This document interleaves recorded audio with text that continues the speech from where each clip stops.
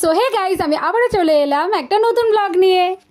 So সকালটা শুরু করে দিলাম বিট গাজরের জুস দিয়ে, খুবই বাজে খেতে। যাই হোক, তো যথারীতি স্নান করলাম, রেডি হলাম, দেন পুজো দিলাম। পুজো টুজো দিয়ে মা একটা ডিমের পোচ করে দিয়েছিল, সেটা খেয়ে বেরিয়ে পড়লাম। দেন গেলাম মন্দিরে। মন্দিরে গিয়ে ঠাকুরকে প্রণাম করলাম রোজকার মতন, দিয়ে বেরিয়ে পড়লাম আমি আর মামন। অ্যাকচুয়ালি ওর ছেলেকে আনতে যাই এই সময়টা, তো সেই কারণে আমরা দুজন একসাথেই বেরোই, তো তাই জন্য রোজই আমাদের দেখাটা হয়ে যায়।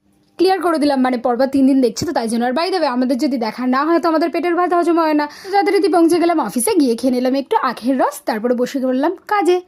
তো তারপরে দুপুরবেলাতে মা আজকে দিয়েছিল ভাত আর ডিমের তরকারি আর স্যালাড, তো নর্মালি থাকেই।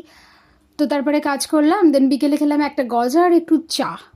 তো খেয়ে দিয়ে কাজ কমপ্লিট করলাম। দেন চলে এলাম বাসে করে সিথির মোড়। সিথি থেকে ডিরেক্টলি বাড়ি এসে দেখছি এই মহান ব্যক্তি বসে বসে জ্ঞান দিচ্ছে নিজের ব্যাগ নিয়ে, আর ইনি ফোনে ব্যস্ত, আর আমাদের বাচ্চাটা